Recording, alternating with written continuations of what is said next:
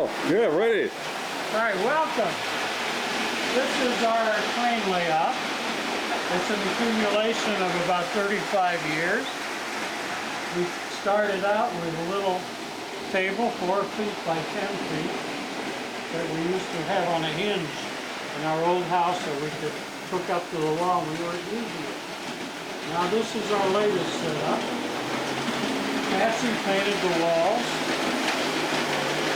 The part that is closest to us here is a 4x8 table and a 6x8 table that we made since Neil came back to Kansas City.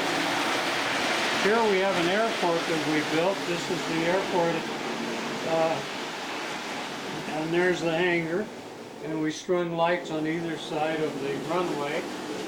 This is a repair barn that the trains go in and come out of. It's not hooked up to the set. These switches are not activated yet. This is the main train station. This is a very lovely engine. It's a whistle.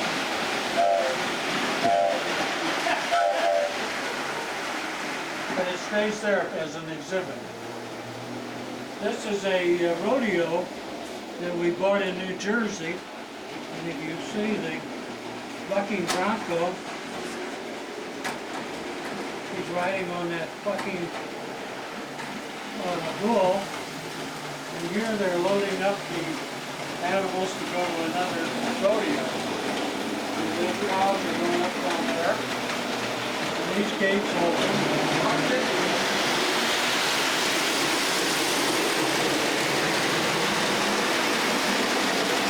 Far side is the circus.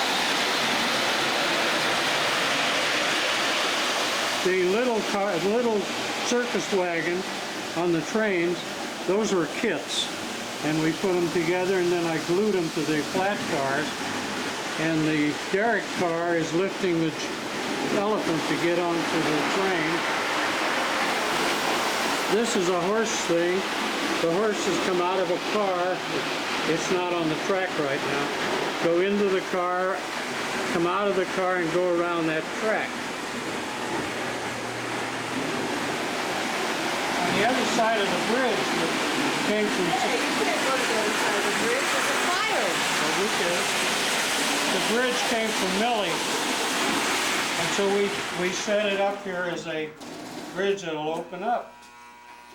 And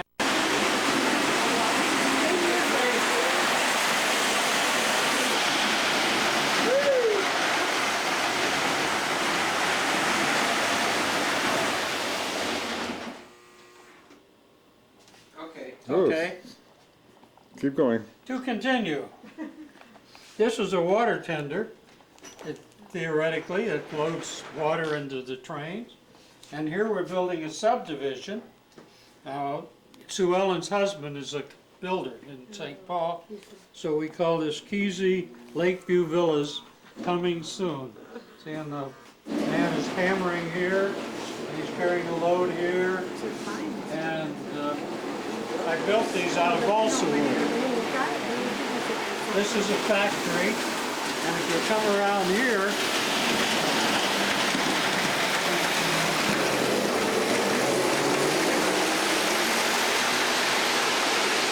Yeah.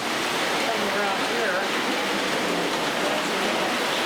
see the people working in the factory. When we turn off the lights, you'll see it better. This is a circus, and these were kits that we mounted on the flat cars. This is a flour mill. Turn it off a minute. Flour mill. Patsy's family came from Issahook, and her father had a mill, her grandfather, My great-grandfather, great-grandfather had a mill, so this is his Issahook, mill. I think that's where my parents came from, also from Issahook. Really? I think so. I think you're my relatives. I think you're my cousin. How come I'm so short? This train here, my brother-in-law Harold had years and years ago. It's about 60 years old. It's Lionel, but it's very small. And this Patsy and I built with rubber molds that you make the bricks. And This is made for short people, I can see that. right, Like a duck. transformers. And we've got a couple of smaller ones. These are all different engines. Actually, Neil and I this morning counted to make a list, and I think we've got about 70 pieces of rolling stock. Now, this is a memorial park for soldiers during the war. This used to say the 195th Field Artillery Group, which was my outfit, but the lettering wore off. Too much rain. This is a little old town, and this is the main downtown of the town. The Is that Isoshook? no, the It's the Shamberville. office building, and you can look through the windows. You see a pharmacist filling prescriptions, and you see a lady typing in the newspaper office. And this is the city hall. We bought the truck, the Pepsi Cola truck, because Patsy likes Pepsi, at a mall, and this little guy is delivering Pepsi. All those cases come out. This I built out of styrofoam, and all of these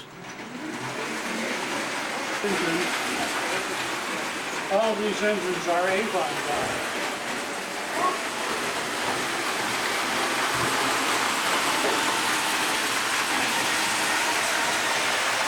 We'll wait till the train goes by because it makes too much noise. Yeah, go ahead. Kids are skating on the pond. And there's a scooter. The scooter's coming down. This is also down.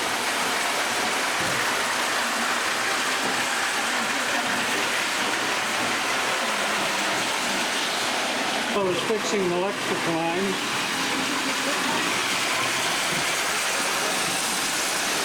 And all of these people are going to work in various places. Now, Where's the work crew? okay.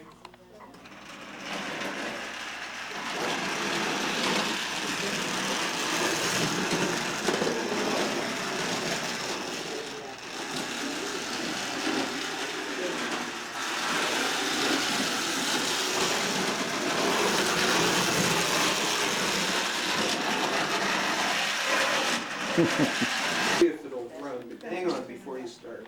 This is the residential area. At the far end, the red building is the school with a playground.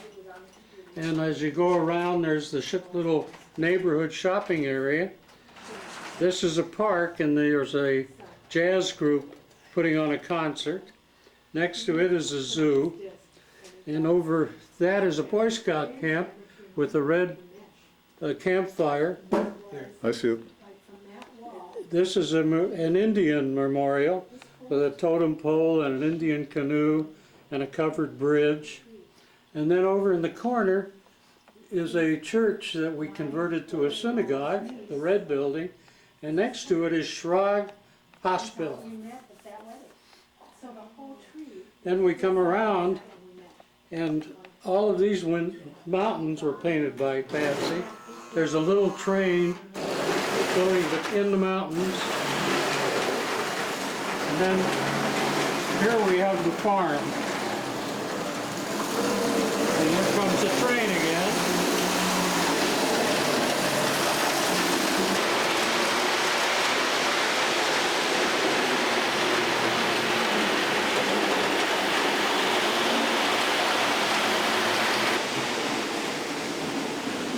You're aiming now at a building that's on fire, but the firemen are putting it out. So cool.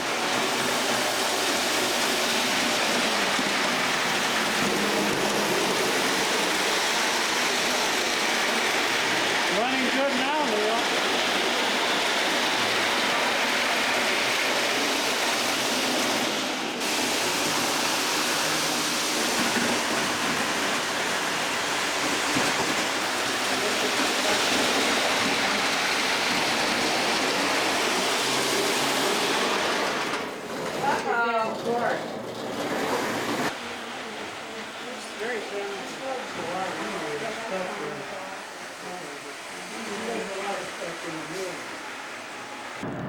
This is Sunday morning. It's February 22nd. And we have with us Anthony Powell from Channel 4. Hello, Anthony. Where are we? We are, I shouldn't be laughing, we are at the bombing site. And I'm going to be giving Babe and Sarah a little bit of a tour. It's great to be with you. You too. I wanted to get a frontal. I had the back, but I wanted to get a frontal. Okay.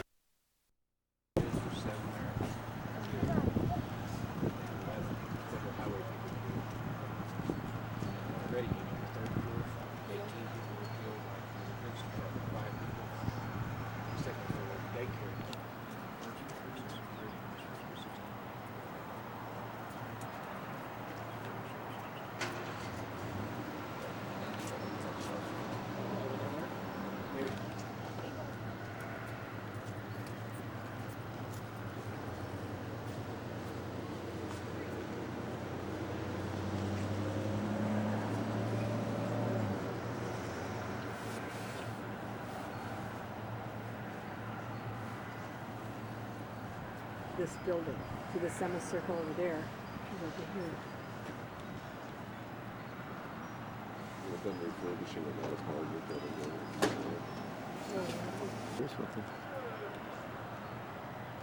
This is right across the street from the Federal Building.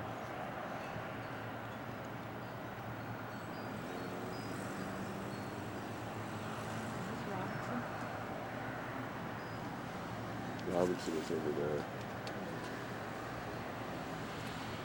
Robinson's where we came.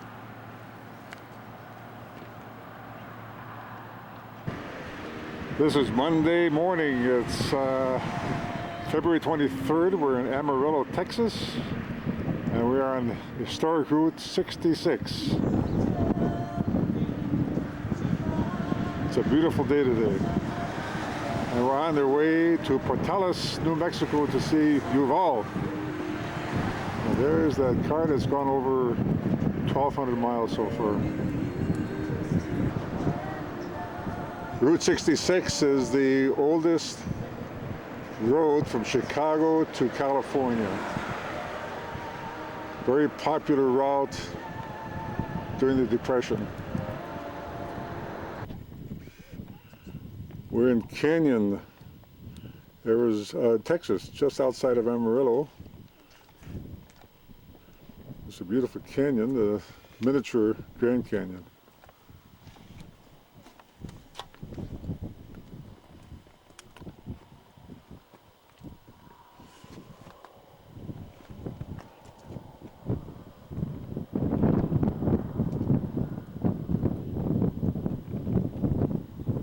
These are called Spanish skirts. Go ahead.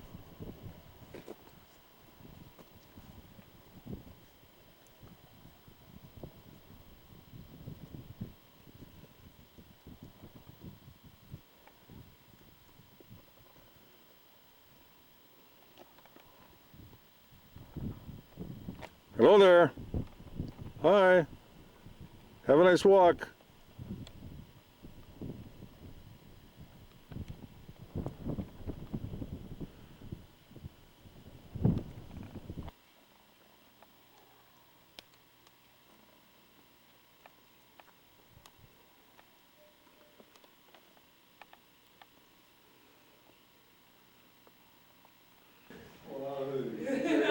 I can tell she's really in studies today. Hi, y'all. Good to see you.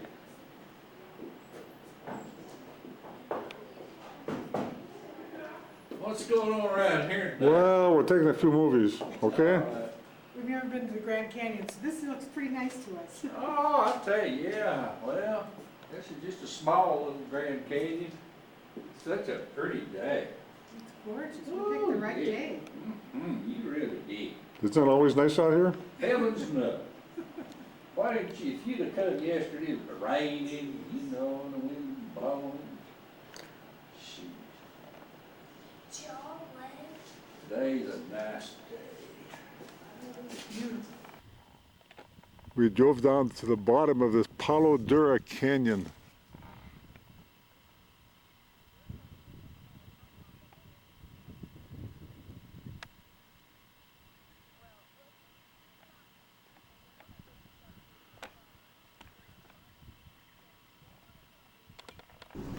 There's wild turkeys. I don't know what these are, but they're, Wild turkeys, that's what they are. you know. I get them. Should I get them? Get them. Fly. Can you fly? Get Fly. Wild turkeys, if I had a gun, I'd shoot them. Okay. This is another beautiful formation of rocks. The color here is so magnificent, and the day is so perfect for this.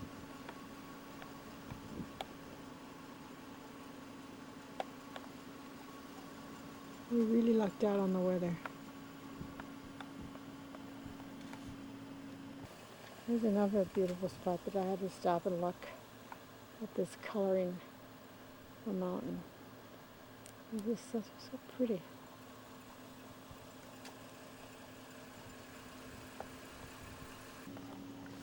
You wouldn't believe it, but I found the original Mount Shrogmore.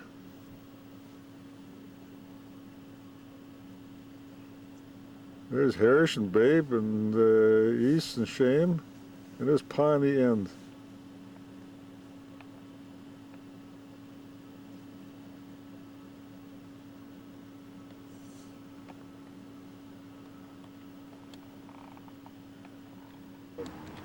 Okay, we are now at the University of Eastern New Mexico, and this is the library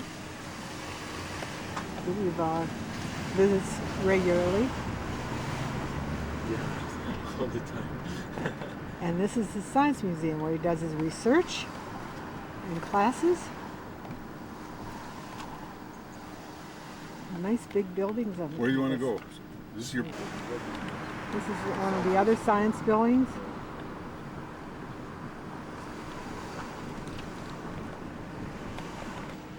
And this, we're approaching his dormitory, and he has a nice room up on the 6th floor, I see Texas from there.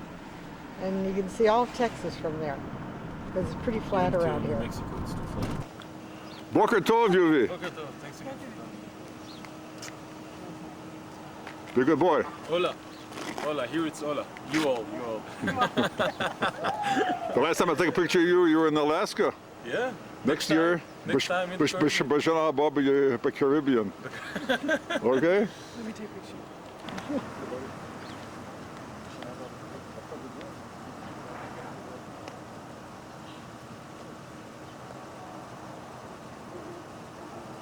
I'm staying.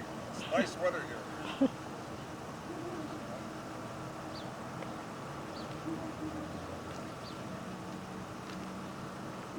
Yeah. This is Las Cruces, New Mexico. It's 3:30 on Tuesday afternoon, and we're going through a windstorm. And you see some tumbleweeds going by every so often. As you look to the right, you see all that wind. It's worse than a snowstorm. Not quite as bad as a tornado. There's some tumbleweeds going right by my car. There's some more to the side. We're supposed to get into Tucson sometime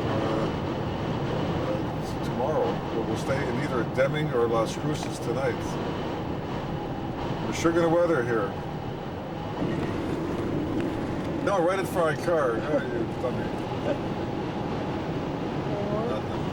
There's cars in front of us, but it's almost zero visibility right about now. I think we'll get to Deming and call it quits for the night.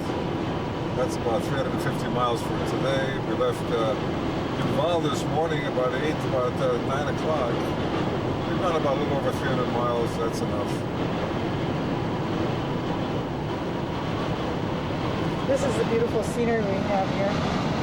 The tumbleweeds keep coming across. Nothing to stop them. We're about 70 miles from Tucson, and beautiful rock formations along here. Frank Lloyd Wright. Taliesin Estates. Taliesin Estates. It's it's a Thursday's Friday morning. The 27th of February. It's a beautiful day. And,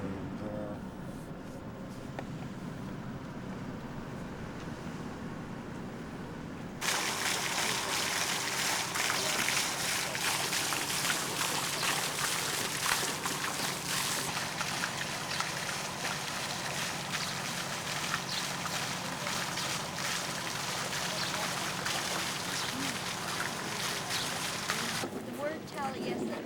Mr. Wright's grandparents came to Wisconsin from Wales. Taliesin is a Welsh word that means shining brow. Taliesin in Wisconsin is tucked into the brow of the mountain there, overlooking the valley, as is Taliesin West here, tucked into the brow of this mountain, overlooking the valley. Mr. Wright grew up in Wisconsin. Most of his relatives were farmers, and so he spent his summers working on their farm. This gained him a great love of nature and a great understanding of it, and had a big influence on his architecture, which he called organic architecture. Mr. Wright went to 1 year of engineering school in Madison, Wisconsin. Was not happy with it, wanted more hands-on work. So he went to become an apprentice for a then famous architect named Louis Sullivan. He worked with and for Mr. Sullivan from 1888 to 1892, at which time his family was growing and he felt he had to get out and start bringing more money. When the Depression hit, he was having hard times. He and his wife decided to open up an architectural school, which they did, and there's the foundation. So this is an actual working place. People work and live here. And that's why you have to go on tours and can't wander around, because they are working acres at $69 an acre. Wish I could have gotten in on that.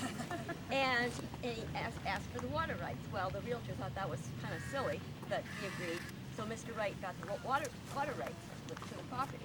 Well, what the realtor didn't know is that Mr. Wright had studied nature very well and knew by the configuration of the land that there would surely be water here. So he pointed his cane. He carried a cane, not because he needed it, but to poke it at people. He pointed his cane. He said, "We'll drill here." They drilled and they found water. And it must be some fantastic aquifer, because they're still using the water today, those tents out there. So, and I might tell you that at this time, when they started Taliesin West, Mr. Wright was 70 years old. So that's quite a remarkable feat. Prior to finding this, Mr. Wright's logo was a red square with FLL Wright scrolled across the top of it. When he saw this, he decided to incorporate that into his logo. And you'll see all of the more modern things of the Taliesin architecture, Arizona sunshine. So as I say, you see these. A gentleman told me that they were roof tiles. He'd been to Canton, China, and they're all along the tops of the buildings like little villages. So you'll see as we go along.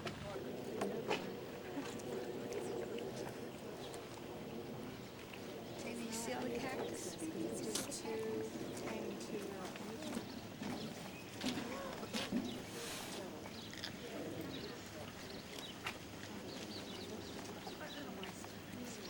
The vault. They built this so they could store their plans and materials when they went back to Wisconsin, so it would be safe from the elements. They're all living in the tents out there in the desert, mind you, and they're building this.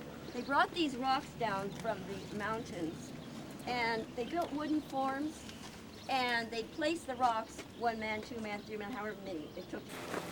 The ponds served several purposes. First of all, when they were building Taliesin, remember they had canvas roofs?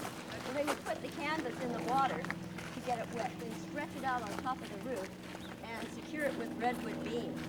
After a number of years, Mr. Wright decided it was really counterproductive to use canvas because the harsh sun and the monsoons, because of that, they didn't last very long.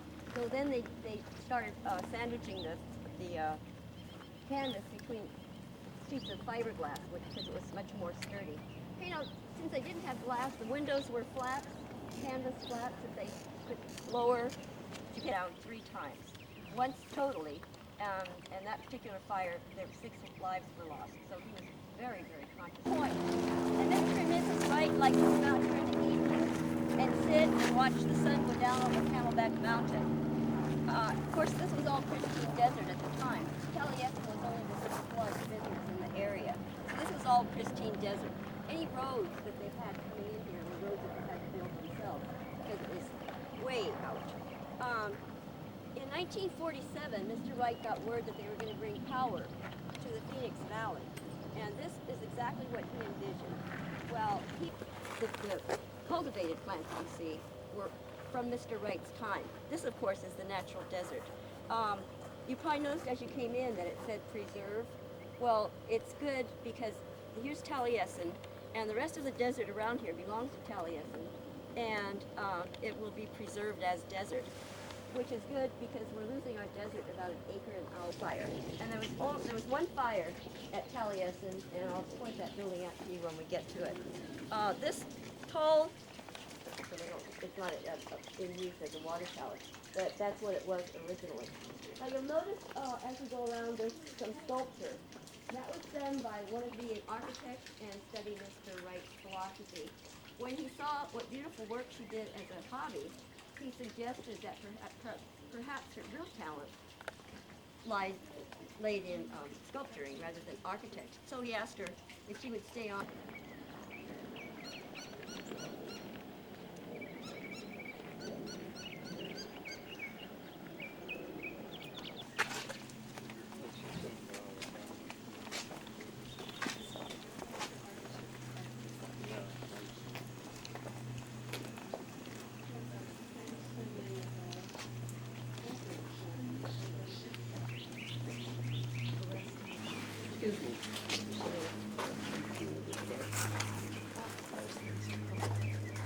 Kind of boring, so he turned it upside down, cut holes in it, and now he has that for his fountain. He was always changing things. He would come and he would say, let's do this, and then he This was actually the last time he visited here. Mr. Wright died in 1959. He died here at Taliesin.